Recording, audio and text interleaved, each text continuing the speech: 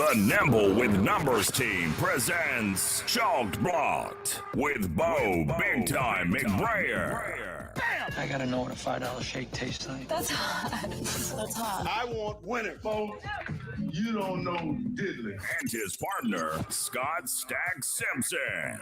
Do you know who I am? Trying to put Tiger Bomb on this jungle's nuts. That's cute. I remember when I had my first beer. I gotta catch a glimpse of these warlocks. Let's make a move. Let's make a move. Let's make a move. Hey, you guys, welcome back to Chalk Blocked, the world's sexiest DFS show for now. Of course, I'm Bo McBrayer, brought to you as always alongside Scott Simpson at Nimble W Numbers on Twitter. Twitter's where all the action is at. Scott, we just had a pretty exciting last 5 minutes on Twitter. What the hell's going on around here?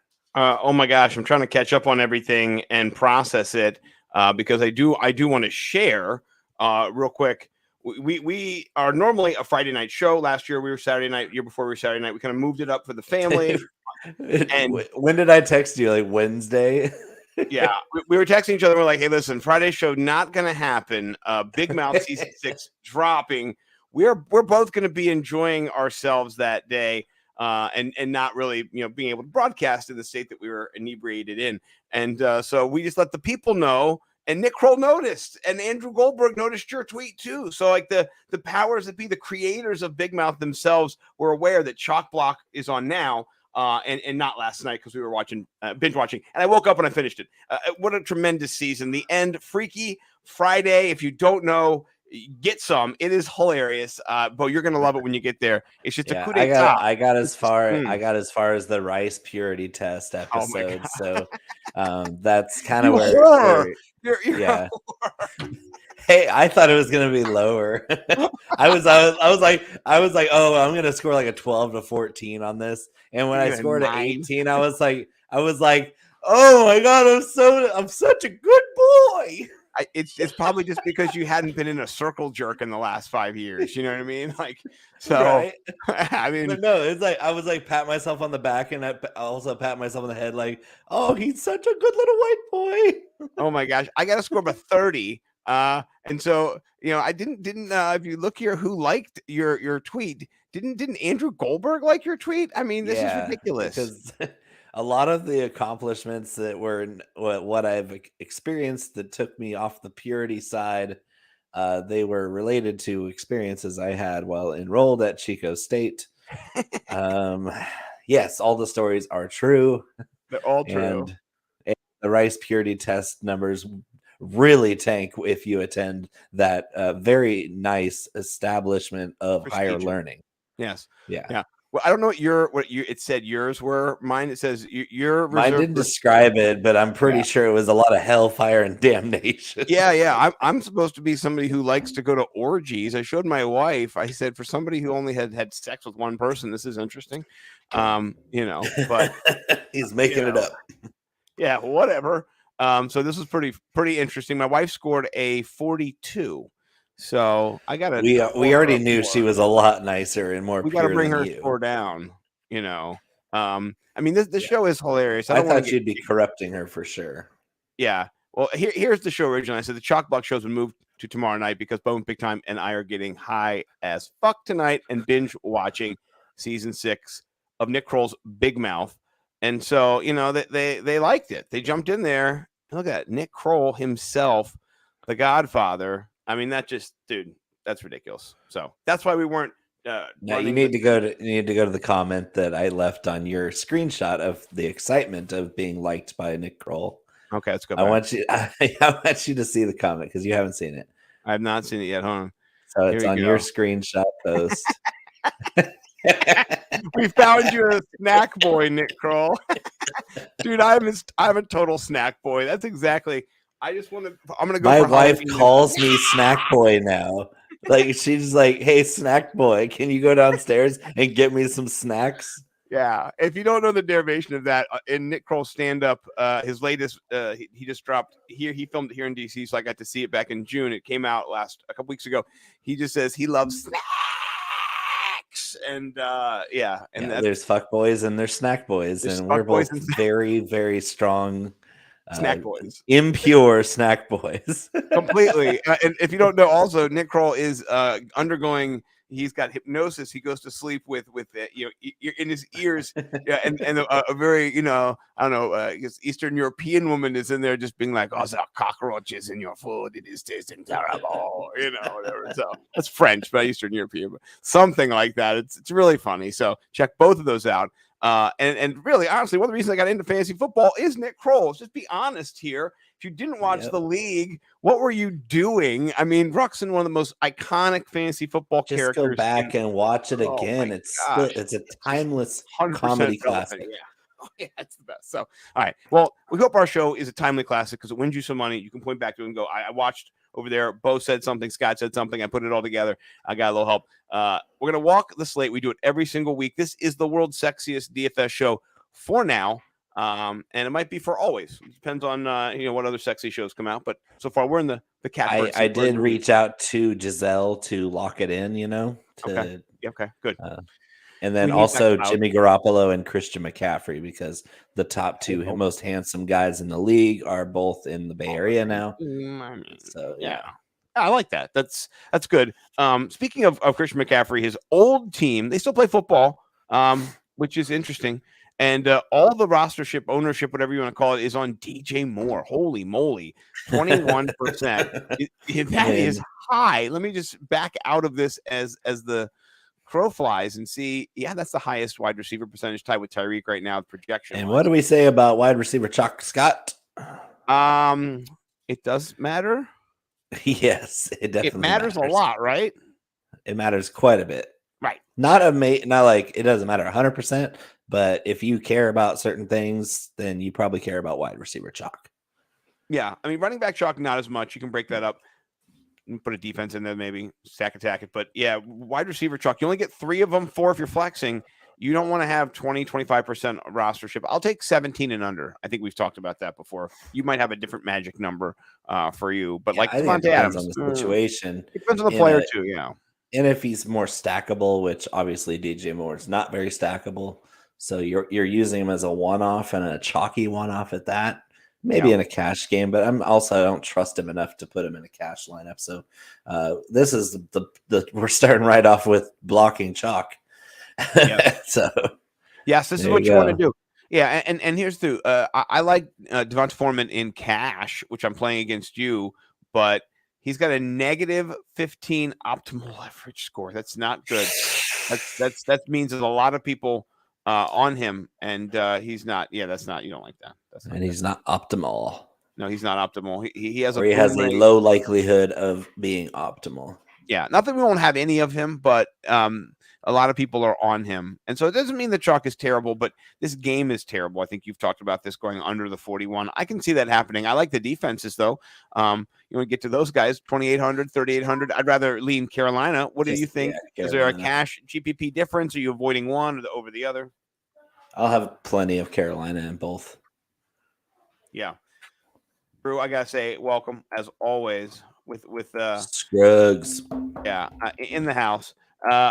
I'm leaning Panthers as well. I'm playing against you this week in the Clash of the Beards and Bellies. I have him there, or him, them, her, he, she, all. Panthers, D, everybody. All the pronouns. All the pronouns. They, them. I don't want to leave anybody out. Very inclusive. We're not exclusive here on our show. We love everybody. So with that being said, I do not love the wide receivers here for the Falcons. Particularly at the roster shift that they're looking at right now. 9%. Yeah. Do you like him? Do you like Drake? You into Drake? You sampling beats? I used to be, but they don't throw the damn ball. What if they change the script this game and all of a sudden Arthur Smith woke up and he realized I got to throw the football? It's Arthur Smith. Of course, that's not going to happen. I know. I'm just pretending. I'm just. They were getting their butts kicked in the first quarter last week and still didn't throw the ball. I think that, if anything, that would have been the time. I think it's something like when you're losing by more than 10 points, most offenses pass at a 72% rate. I think they were doing it at a 47% rate. Something just still ridiculously stupid. You're like, oh, right. Well, you could go to 60. And I've written this all week. It's like there's a lot of people who are Arthur Smith apologists because they do have 3 wins. But at the end of the day, it's not all Mariota's fault that he's getting all run plays called, because he's been a pretty efficient quarterback. He hasn't looked good playing, but he's been efficient. 2 weeks ago against 49ers, he was like 90% completions and scored 3 touchdowns. Right. Yeah. And you're saying, okay, he's the reason they're not throwing the ball a lot. Well, when they throw it a 15 to 20 amount times, Mariota's having a decent amount of fantasy production. And this is just not a good matchup. Like I don't expect, if I'm thinking the Falcons could very well win this game, which they actually are favored to do, is they're going to do it by running the football, because that's their identity. That's what Arthur Smith is trying to do. He's been doing a very poor job of creating an identity that's either tanking or trying to win, quote unquote. He hasn't been doing a very good job of either, because if they aren't going to try to win the games, they should tank, and they shouldn't even try to win. But they're officially right now, this game is for first place in that division. How sad is that? Well, this is gross, and we've talked way too long about this game, by the way. And I'm just going to exit on this: to Pitts or not to Pitts. That is the question. And 9% of the folks are Pittsing. So I just be warned. Be warned. I think he'll be sub 4K next week, by the way. He'll be in the 3-8 range. So we'll see. And I don't want to change the subject, because I'll be I'm a lunatic, and I will always have at least one Pitts lineup, even when I'm just like disgusted with the way the Falcons are using him. Yeah. The guy he earns targets at a ridiculous rate for how many routes he runs, which is a criminally low number. There are wide receiver 3s on NFL teams, wide receiver 3s on teams who got more targets or ran more routes last week than Pitts has all season. That's wrong. That's just malpractice. Yeah, that's malfeasance too. Well, we've complained about malfeasance and malpractice from Kellen Moore many times over there in Dallas's segue. Let's talk about the 10-point favorites to the Bears. I don't see 10 points in this. This is interesting. Is Dallas's defense that much better than Chicago's offense, with them kind of emerging? How do you play this game? The Bears are a terrible matchup for the Cowboys. I think the Bears win outright. Oh, that is a pecan take right there. That's spicy, my friend. Yeah, and it's against my team, which doesn't thrill me, but the way Dak hasn't played well in his 2 starts, and they haven't looked like a cohesive unit. The defense has been great. It's one of the best defenses in the NFL. Yes. But the Patriots aren't a bad defense, and the Bears just lit them up on the ground last week. They did. They ran all over them. And really, the Cowboys defense has not been challenged very much by opposing teams' running games, except for the Eagles, and we saw what Miles Sanders did to them. Yeah. I mean, that game was its own beast, of course, division battle. But no, I agree with you. What are those? I mean, Tony Pollard's now 36%. roster. I love Tony Pollard, but I'm not going to have that much of him. That is so much Pollard right now. I'll have some. I'm going to have my helping. I'll be wearing the jersey tomorrow, because it's not every day that your favorite player on your favorite team gets to finally get the full share of the running back targets and snaps. And he's not sharing with Zeke in this game. It might just be a 1 week off. Like if Zeke's out for just a week to heal his knee up, then it's fine, because tomorrow I'll be wearing my Pollard jersey. I'll be rooting for Pollard. And he had one of the best pregame quotes earlier today, where they asked him how many touches he could handle in tomorrow's game. And he said, if they call it, I'll haul it. And I think that's just, for a running back to get quoted as saying, if they call it, I'll haul it. That's just like, you're just like, all right, let's go, baby. Number 20 is going to have a huge game tomorrow. That much chalk, though, I'm probably going to be under the field just because I want some Pollard because I do think he's in a great spot, but that's way chalky. Yeah, and I think we looked at last week's matchup for Josh Jacobs, and his chalk was getting up into the 35% range, and we didn't care. Houston. We didn't care. Yes, Houston. It was did Houston. not matter. It did not matter because of who he was going up against, and you needed to have him. And it was one of those chalks that if you didn't get right, you didn't win at all. So it's important to understand which chalk is the one you have to have. I don't think you have to have Pollard at his price. I think you can pick somebody else. You can go down 200 to Raheem Mostert. We'll talk about him in the next game, and you can break up that chalk. I think Mostert will be a little chalky too, but not 36%, which is 15% more than DJ Moore, the next chalkiest player. So, yeah. Yeehaw. Yeah, it's too much. It's just too much, and even on that team, right? Look, you pay up $900 more. CD Lamb only 9% rostered. Like, I love that. Way better. Not better play, but just better if you're trying to break up the chalk and win at GPP. In this sense, though, anybody else you're playing from Dallas's side besides? We're playing Pollard, by the way. We're not saying don't play him. We're just not going to be above the 36%. I'd be maybe 15% on him. I'll be at 15, 20. Yeah, in that range. Anybody else? Let's see. Not really. I'm running Justin Fields naked in a lot of lineups because 5,200 is a great spot for a rushing quarterback. I agree. Who's QB4 over the last 3 games. Yeah, that's fun. And the Cowboys aren't going to. They might turn him over a few times, which is how the Cowboys are going to win this game, is by forcing turnovers of Justin Fields. But unfortunately, Justin Fields has been looking spectacular the last 3 games, and the Dallas defense isn't really designed to stop anybody. They're just designed to turn you over to get their offense back on the field. Yeah, and no one's rostering any of the Chicago Bears at all. So if you wanted to leverage, I don't know, I'm not a David Montgomery truther, but maybe even a Khalil Herbert truther, 1% rostered. What do you think? Anybody from the Bears besides a naked Fields? No. Moving on. All right. Excited about this next game, though. I think everybody is. I think it's been one of the main talked about games this week. Stacks are being built from it. Yeah, we're going to build some stacks too. Miami at Detroit. Do you think this game, you spoke earlier, this game getting over the total? I was skeptical. You think it gets to 60? Are you still there? Is that accurate? Yep, I see it as a 40-21 game. So 61 now, you son of a bitch. Okay. All right. Your spread is growing by the minute. I see. Leveraging points on me. Let's say 41-19. 41-19. Okay, that's weird. I like it though.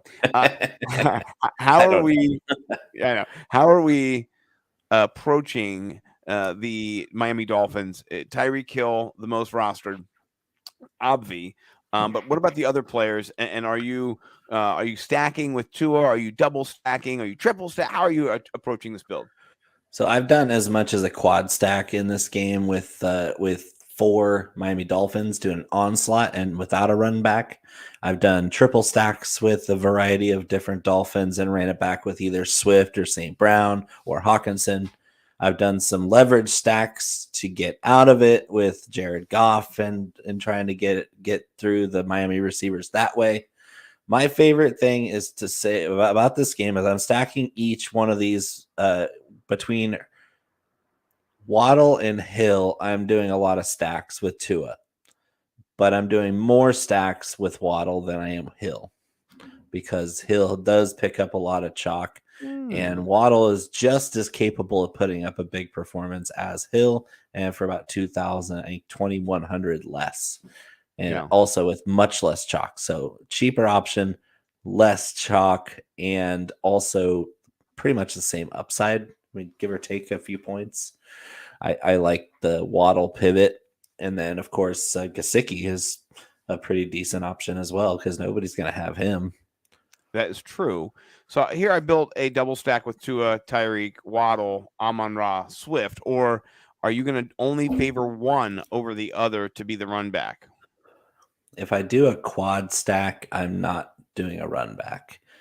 Or if I'm doing a game stack, I'm probably not doing it with that many pieces. I want 1 Lion and 3 Dolphins, or 2 and 2, or 4 and 1, or no, 4 and 0. Ooh, 4 and 3 and 1, 2 and 2, or 4 and 0.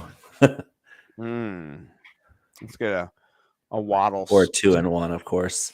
Yeah. I'm doing a Good. lot of stacks. I'm trying to be exotic when I'm Trying to be a building stacks on menager. this Yeah, game. you're building a menage stack. I'm trying to build as many unique stacks of this game as I can, because I do want exposure to this game. I think it's really going to shoot.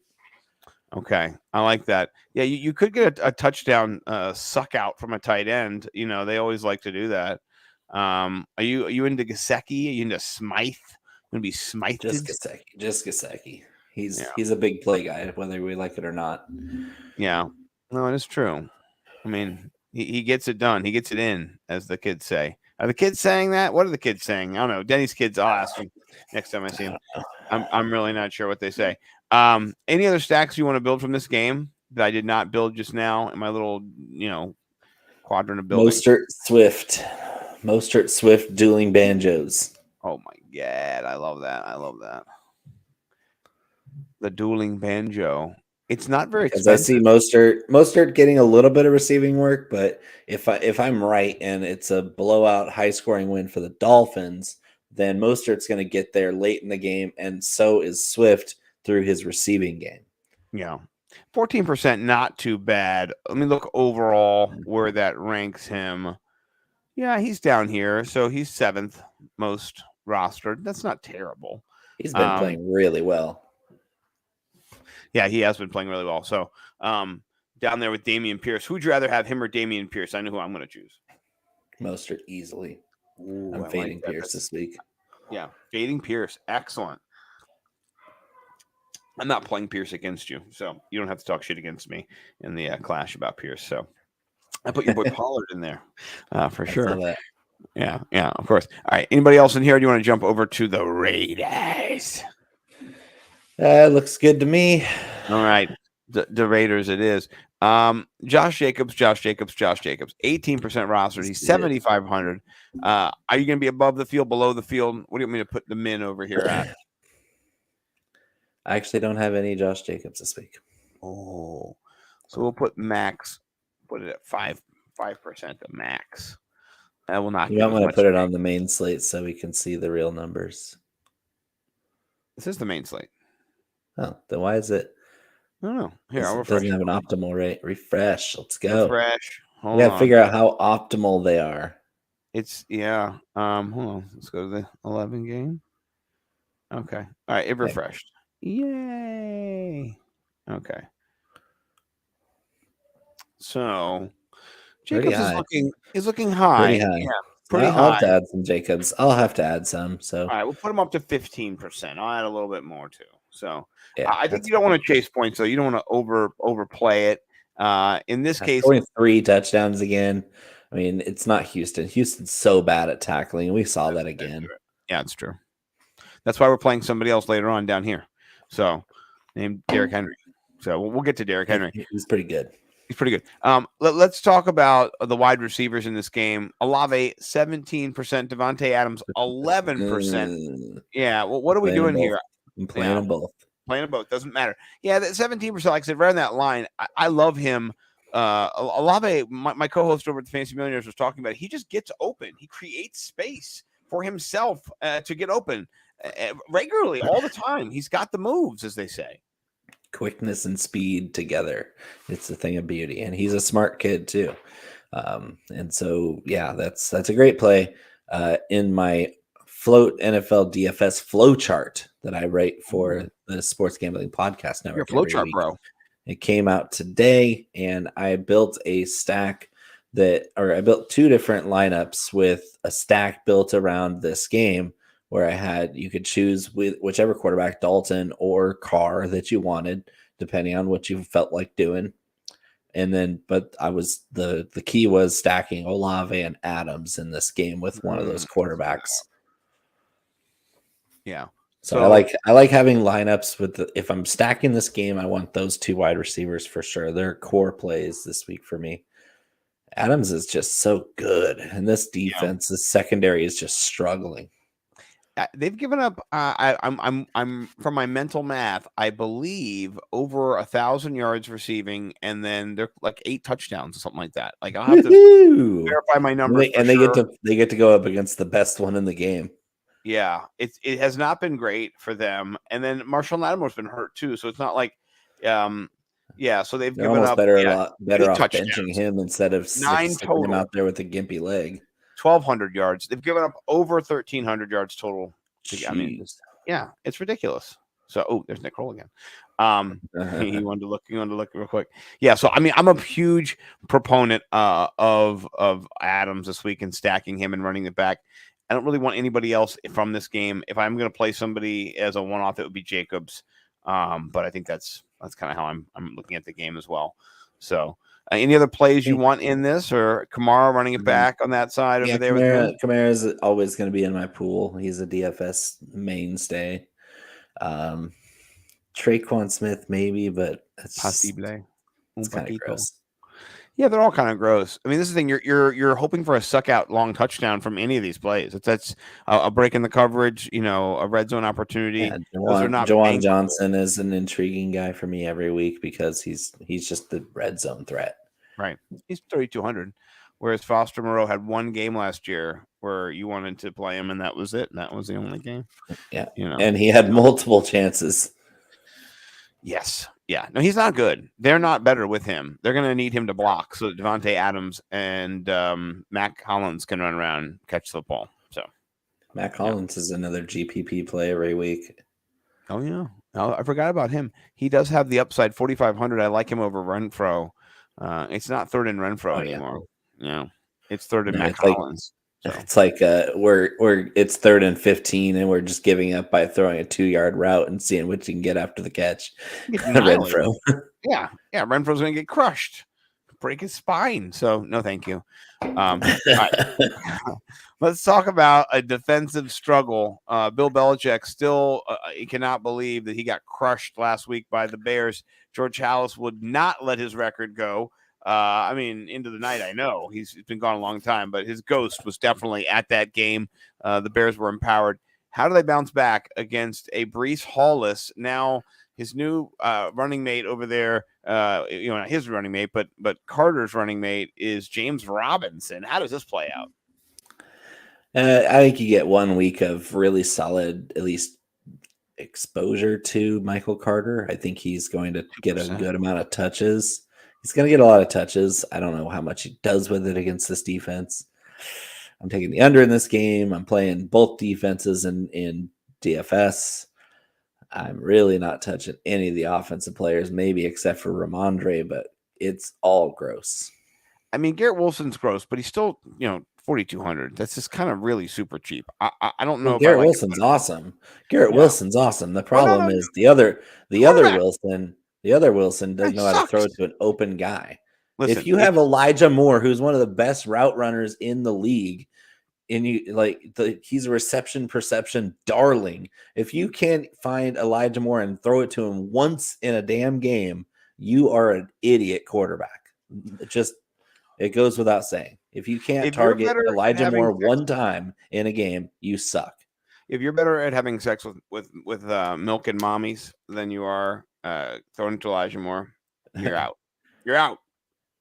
So, I'm still 4,200 for Wilson. Not terrible. If you're hoping he does something, breaks a play, we'll see. All right, let's talk about the Battle of Pennsylvania here. Oh my gosh, it's so gross. Pennsylvania. Talking about Nick Kroll. Go watch the Pawn Stars episode of the Nick Kroll Show where he has Pennsylvania and Pittsburgh go at it. It is hilarious. It is one of the best sketches he did on his show. I'll post it later. It is so funny. What's going on here? 10.5. I heard TJ Watt might be back. That's not what I want to hear, though. He's not back.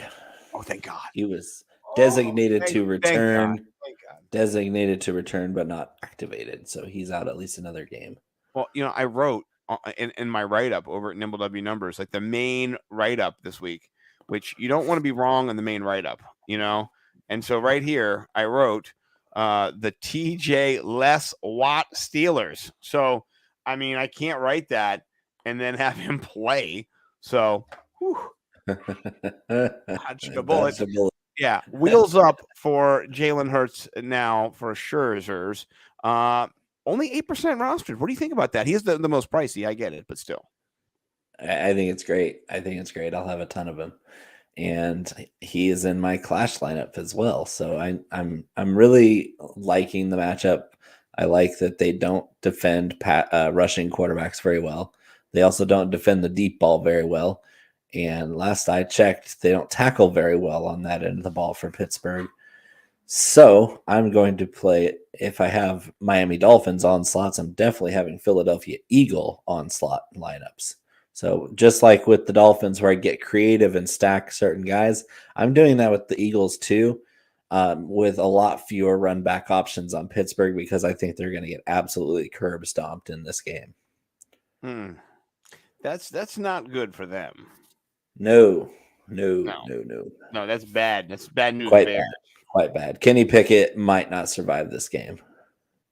Yeah, he might not make it out alive. That's what I just said. Yeah, but that's not good. That's terrible. It's not good. That's the worst thing I've ever heard. Bo, how do I adjust the ranks on that? Do I just go full? Don't play. Yeah, don't play Kenny Pickett. Don't play any of their receivers, because the corners for the Eagles are very good.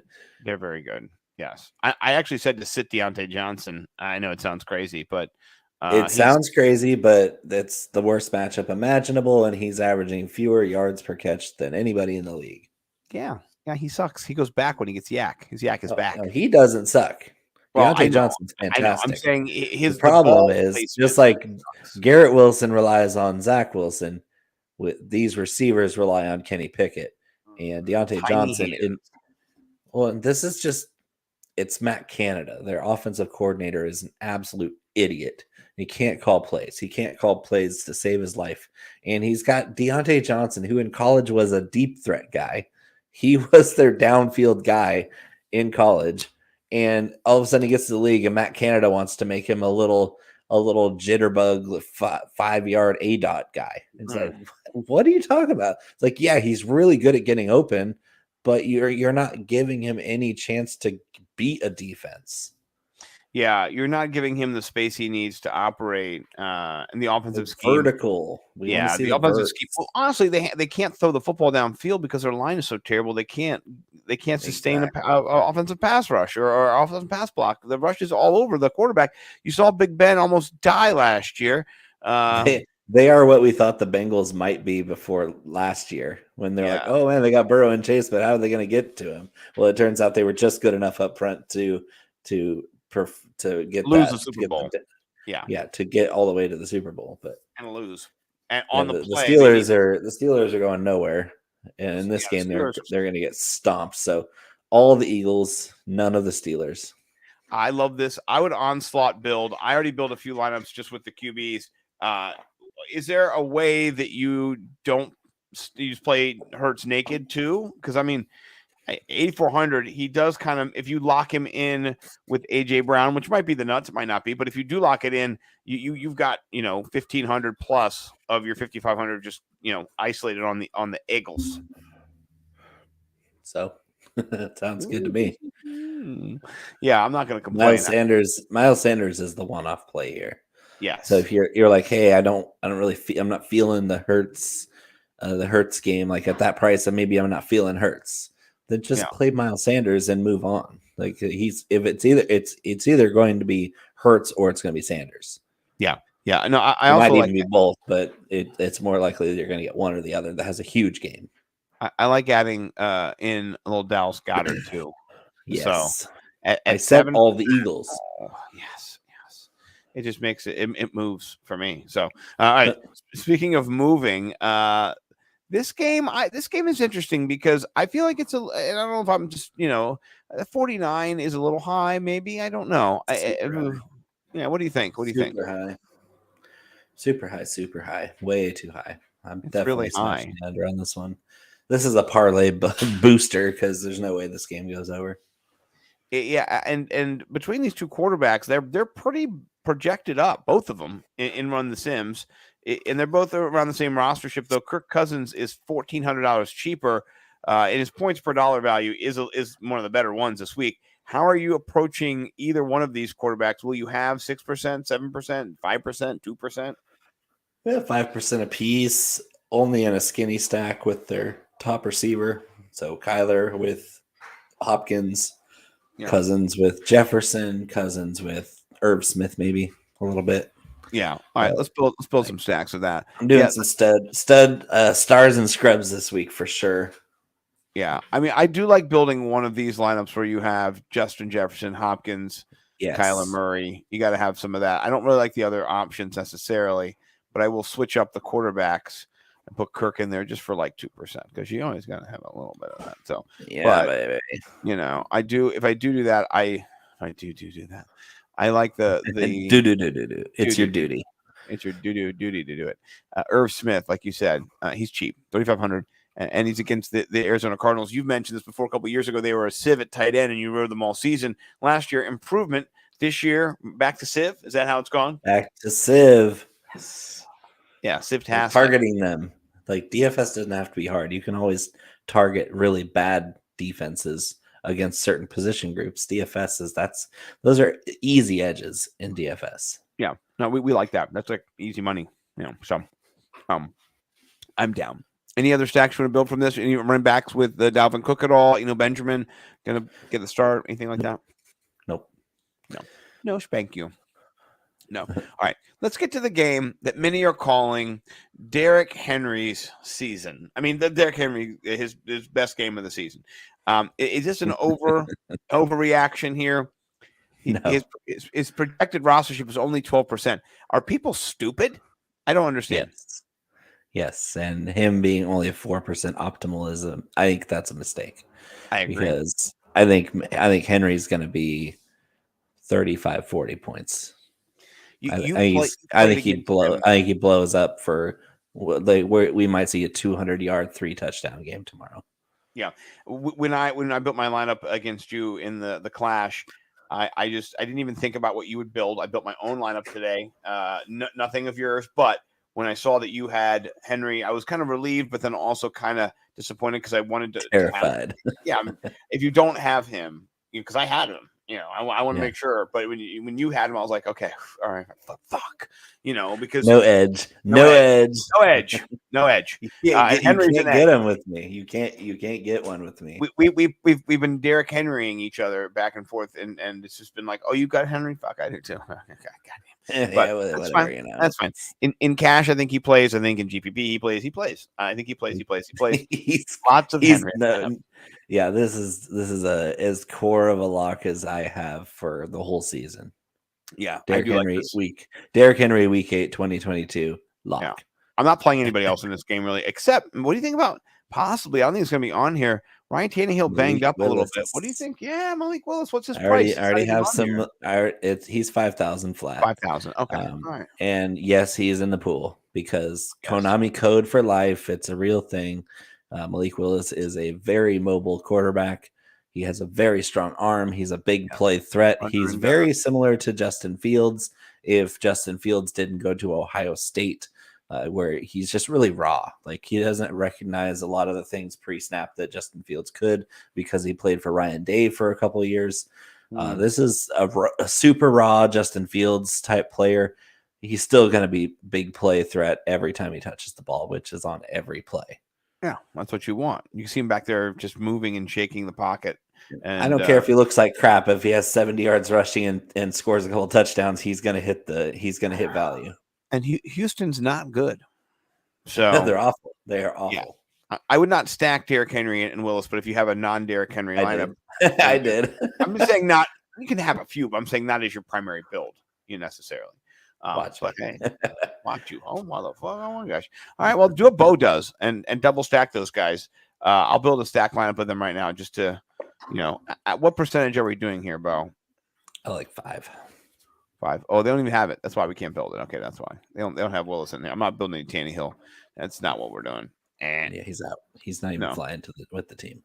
No, he's done. Hold on. Let me change it to 150 lineups when we go to build. So, all right. Next game. Disgusting. Next game. No, okay. I am playing Ellinger against you in cash at 4K. Yeah. What do you think about that? How do you what is that? Is that a terrible play? A good play? Yeah. What do you think? It's not terrible. Not terrible. It's not terrible. You have low expectations for a low price player, and he is mobile. I mean, I think he's an absolute. He's not good throwing the ball. He has a horrible throwing motion, no arm strength, and his receivers are Michael Pittman and Paris Campbell and Alec Pierce. Not a great receiving trio. core. Yeah.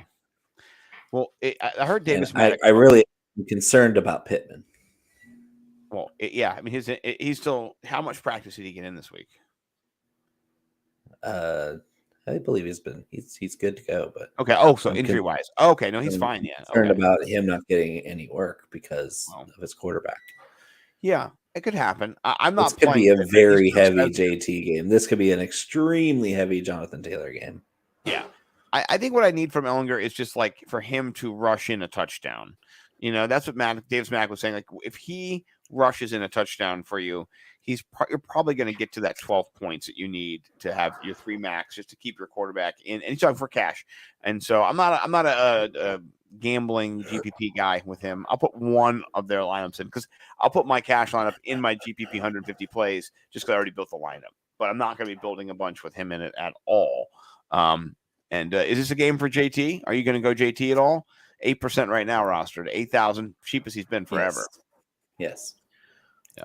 I'm gonna put because the volume's there and JT's super talented. So if all it takes is for him to find the end zone or find a rhythm, and then you have a huge performance. Or JT's always boom or bust. Yeah. So it's when his boom hits, you really want to have him in there. It's a 5-touchdown explosion. Well, I'm talking to Antonio Gibson as well. I do want to have some exposure to him over Brian Robinson. We've seen his explosiveness. You tweeted out and went viral. He just looks better than Brian Robinson. Like he does. He's the passing back. He's better. He is, and he always has been. Yeah, he has been. He's a wide receiver who can run. He's like not better than Christian McCaffrey, but he's in that mold of somebody who can be in space and break away. So. He almost took one to the house last week. He just got tripped up, kind of made some great cuts to get through the line, the linebacking core. Would have been his second touchdoation. Because he had that great catch in the back of the end zone. Yeah, to help them win the game. So, running as a wide receiver, in the red zone. Let's tick all the boxes, right? So, I think Gibson is a sneaky play for GPP this week. If he gets you 2 touchdowns, he's going to get you 23, 24 points. You're probably optimal at that point with him there. So, He's 1% rostered too. No one's going to have him. Heineke sucks, by the way. He's terrible. So if you're going to play JT, I would play the D here. They're 4% rostered to the Commanders 12%. I think this should be the other way around, honestly. And not because Ellinger is anything, but I can tell you that Heineke is not. He's just not that great. So he's not. So. Yeah. So, any other thoughts on this game before we jump over to a couple of fun games? Well, one fun game, actually. Yeah, that's fine. That's it. Okay. Yeah, too much time there anyway. All right. I'm excited about this game. Do you think this game is a back and forth affair, or do you think New York goes in there and stomps Seattle? Seattle stomps New York. Is it 10-17 at the end or 13-14? What does this game look like? I think it looks like a 45 or 46 game, so I probably wouldn't bet it because it's a pretty good line, but it's I'd be leaning towards the over. High scoring game. I think the Giants end up pulling it out, but that's just because DK Metcalf's out. If DK Metcalf was playing in this game, then and Lockett's kind of banged up too. He's probably going to play, but he's dealing with multiple injuries. Not good. And so Geno Smith has Marquise Goodwin and DS Gridge and a bunch of guys that are running routes. Little guys. Kenneth Walker, if he has a big game, then the Seahawks can win. But the Giants are very, very well coached, and they keep impressing me. I hate when teams that I hate impress me. I hate when they impress me like that. But Daniel Jones looks amazing. Daniel Jones looks like he's ahead of the curve that Josh Allen set. Like pre-Diggs, Josh Allen was, you could see he was talented, but he hadn't put it all together yet. Daniel Jones doesn't have a good receiver yet, just like pre-Diggs Allen, but he's better at this stage.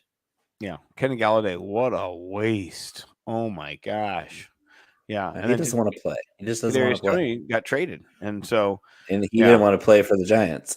no, he was not or on the that. Giants didn't. The Giants just didn't want to play him. Yes, sorry. So 4% got the better into the deal there. I think they did 2 picks for a player they didn't want to play. I think that's a good play for them. 4% for Daniel Jones. I like that. He's got the rushing upside. Yeah, it's just ridiculous. I talked about doing the stack with Saquon as well. Saquon's got a nice projection. He's only 13% rostered. Would you run it with those two? Would you build a GPP lineup? I definitely would. I definitely would. I like it. You break up some of the chalk as well. It's only 13% for Barkley, so you don't have that much chalk. Huge. Yeah. And, in the class of the beards and bellies, I went with Derrick Henry and Saquon because I wanted to pummel you with my running backs. You did. That's okay. I wanted to light you up with Tyreek. So anyway, we'll get to that for sure. In this matchup, though, I do like Kenneth Walker as well at 6,500. He's a good play if you're looking for a running back.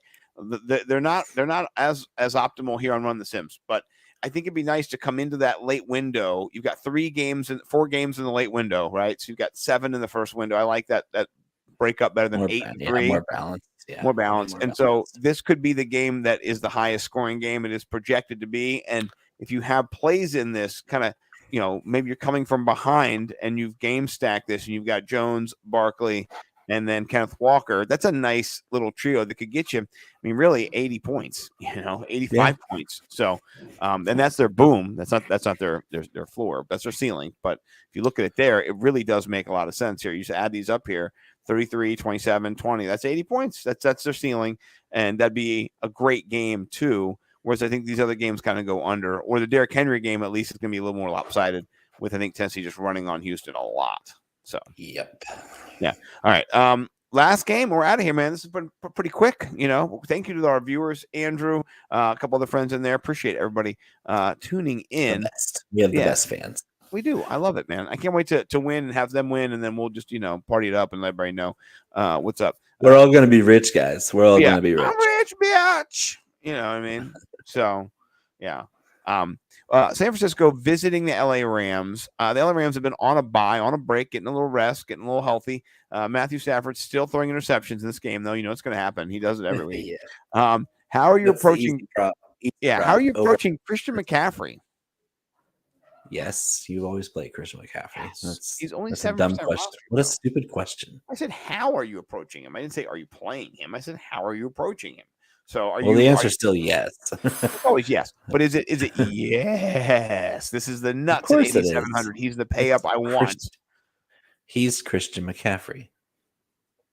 I liked his usage last week. You have to think running behind that line. If Trent with a Williams day and a half to prepare.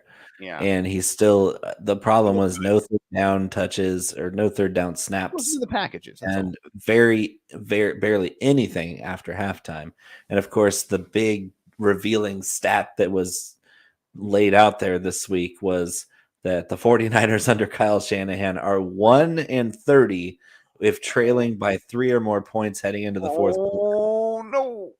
So it tells you that as smart as Kyle Shanahan is at creating a game plan, he is absolutely worthless once the game starts and once everything kind of settles down into a real football game. All your scripted plays are gone, and it's up to you to maneuver through and prepare your team to adjust and win by adjusting.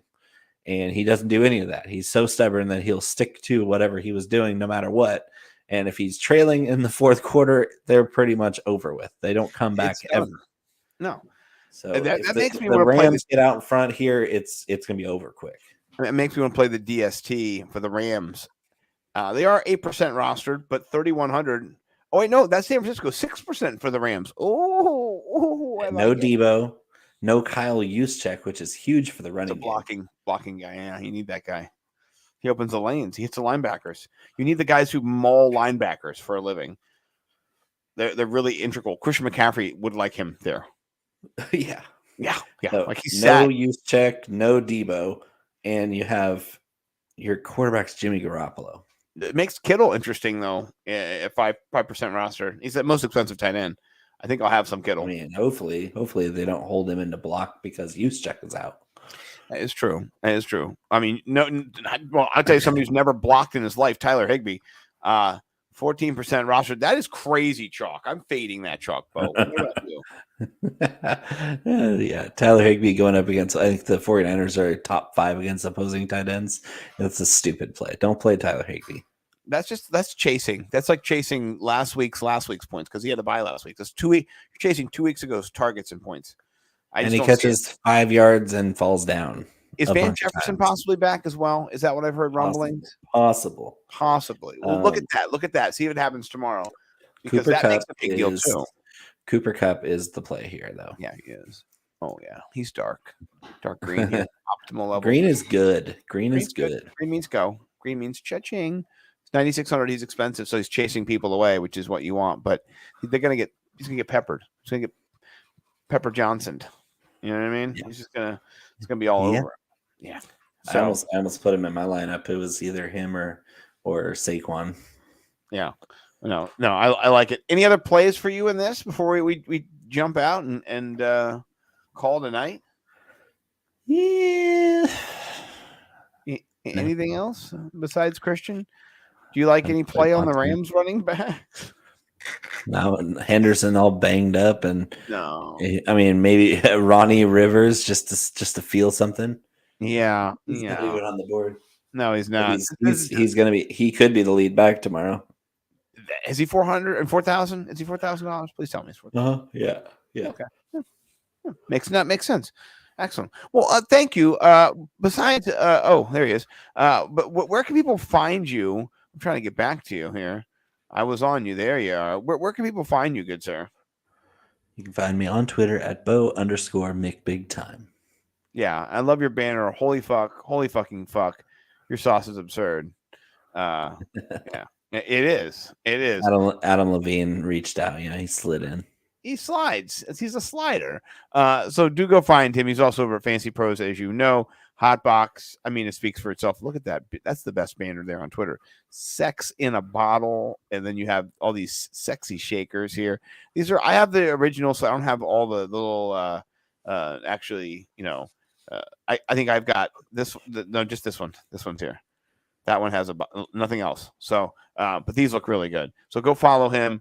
And then, you got to follow me too. I'm Nimble W Numbers, and follow Nick Kroll. Go follow him. Go watch Big Mouth. I mean, it's freaking hilarious, people. I'm a big fan. Appreciate you guys checking us out. We'll be back a little bit. We're going to do Clash of the Beards and Bellies, where I'm up 4-3 on Bo right now. And I'm up on points, probably like maybe 1 or 2 points, and looking to win 3 in a row for the first time this year. And then Bo's also going to hit you with his hot cash. So stay tuned for all the nimble numbers that you need. We'll be back in a little bit. Peace.